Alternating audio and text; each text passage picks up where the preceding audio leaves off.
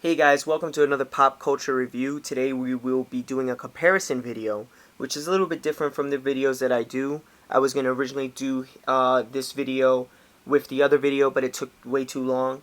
So I decided to do a comparison between this Kylo Ren, which is the Target exclusive. He is number 77 of the Pop Funko Star Wars line. Boom. And here is the common hooded one. So right off the bat, you can see just as well as I can that there is not much difference between these two Funkos. It is actually just a different head. But even looking at it, I think they even kept the same sculpt of the face and just added the hood over it. I'm not sure, but it's pretty much the same sculpt. I know that I've seen a few people commenting and, saying that they really didn't see a difference, so this video is for them. So let's start off with the fact that the mask is the same. They even keep the same dents on the front piece. Like, an example is like, there's a scar here, there's a dent here, and then there's a dent here. There's a few there. Also, like I said in my last review, you want to keep a lookout for the paint. This one wasn't picked up by me. It was picked up by my sister-in-law as a favor. And we had a hard time finding him at our local Target. He didn't even show up on Force Friday.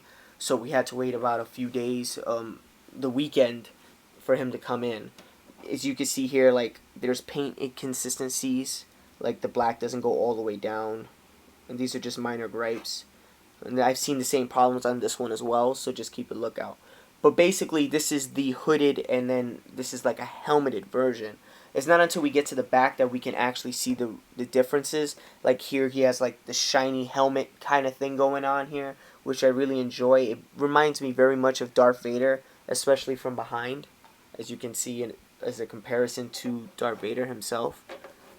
One thing, though, I do appreciate is that this shiny black is far more shinier than that of Darth Vader, which I like. This one reminds me of A New Hope. If you look, like, his helmet's a little bit more dulled out, but I would have appreciated to have kind of like this kind of finish onto this Darth Vader. But that's just my gripes about Darth Vader. Anyway, moving on, you can see that there's a couple of dings and dents all across, like some scarring and scratches, stuff like that. It definitely gives like a used, worn, wear and tear kind of look. Also, one thing that I noticed too, which I thought was really interesting, is the fact that both of them have the same sculpt as a body, which I find interesting because if you look at their kind of garb, like, this is obviously supposed to be a hooded one, and I haven't seen a lot of people mention this, but then you have this one, which he has the helmet and there's no hood. Usually with Funkos that have like hoods in the the back or whatever, if you look at like Harry Potter or Yoda, they will have like a hood kind of sculpted on here as if he took it off and it's just kind of resting. But for this one, it doesn't, so it makes you question, like, if in the film, does he lose the hood? Is the hood a separate piece? Is, what happened to that hood? I hope this is not a mistake or something that wasn't done in the sculpting or consideration when making the two bodies, or an attempt to save money based on the fact that, like, they were just like, screw it, let's just give them the same body. I hope that's not the case, but it kind of seems like it may be. I don't know. But as of right now, all I know is that the difference is just the head. So if I was to recommend this one, I'm not 100% sure. I mean, to be honest with you, when I first got this guy, I did not really see the point. I really bought him just to see what the difference was. And when I did end up opening him and owning him, I was just like, I don't see much of a difference. He has grown on me a little bit more the more I look at him and the more I see him on my shelf and see him in comparison. But whether or not he's a must-own, that's really up to you.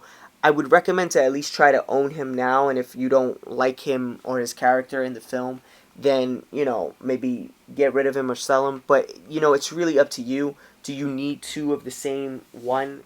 I don't think so. If you're a Star Wars completist that needs to have every version of every character, then by all means, you're probably not watching this video to ask my opinion. You're probably going to get him anyway.